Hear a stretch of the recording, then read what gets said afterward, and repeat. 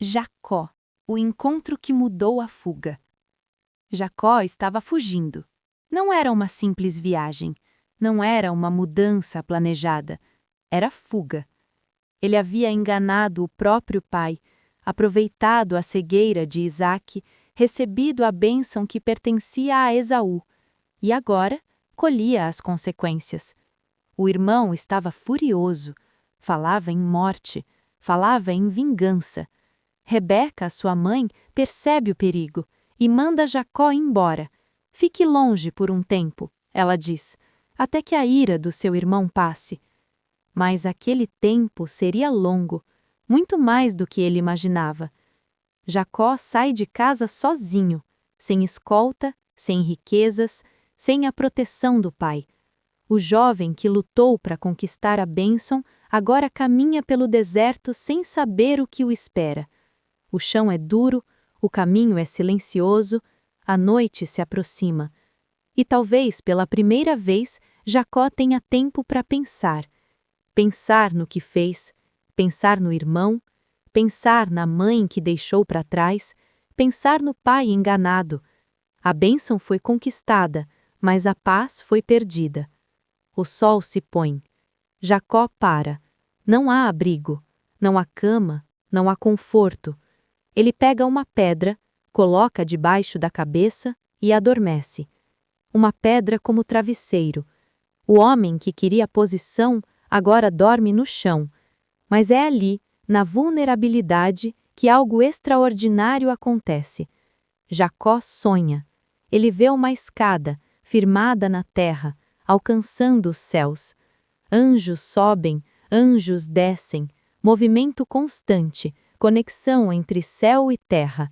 E acima da escada, o Senhor está.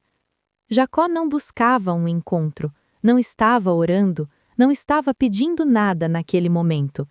Mas Deus decide se revelar, e a voz de Deus ecoa no sonho.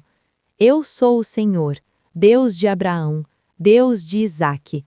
Deus se apresenta, não como um Deus distante, mas como o Deus da história da família. E então reafirma a promessa.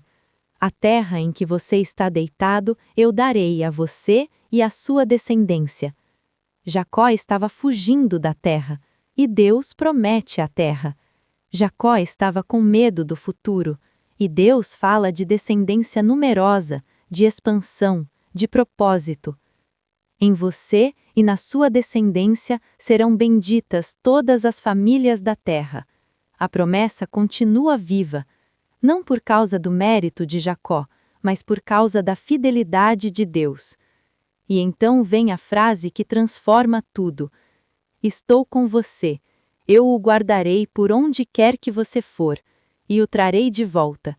Não o deixarei até cumprir o que lhe prometi. Jacó acorda, assustado, impactado, consciente de que algo sagrado aconteceu. Certamente o Senhor está neste lugar, e eu não sabia. Ele estava fugindo, mas Deus estava ali. Ele estava com medo, mas Deus estava ali. Ele estava sozinho, mas Deus estava ali. Quantas vezes pensamos que estamos sozinhos, quando na verdade Deus já está no lugar onde paramos? Jacó se levanta, pega a pedra que serviu de travesseiro, coloca-a em pé como coluna, derrama óleo sobre ela, transforma um lugar comum em memorial e dá um nome àquele lugar: Betel, Casa de Deus. O lugar da fuga se torna um lugar do encontro. Mas há algo interessante. Jacó ainda não está totalmente transformado. Ele faz um voto. Se Deus for comigo, se me guardar, se me der pão para comer e roupa para vestir, então o Senhor será o meu Deus. Ainda há negociação, ainda há imaturidade, ainda há crescimento pela frente, mas o processo começou. O encontro aconteceu. Jacó saiu de casa como enganador, mas naquele deserto começa a aprender que a promessa não depende de manipulação, depende da presença de Deus. Essa parte da história nos ensina algo profundo. Às vezes, é preciso perder o conforto para encontrar a presença. Às vezes, é preciso sair do ambiente familiar para ouvir a voz de Deus com clareza. Jacó precisava fugir de Esaú, mas também precisava encontrar Deus pessoalmente. A fé que antes era do pai, agora começava a se tornar dele. Abraão teve sua experiência, Isaque teve a sua. Agora era a vez de Jacó.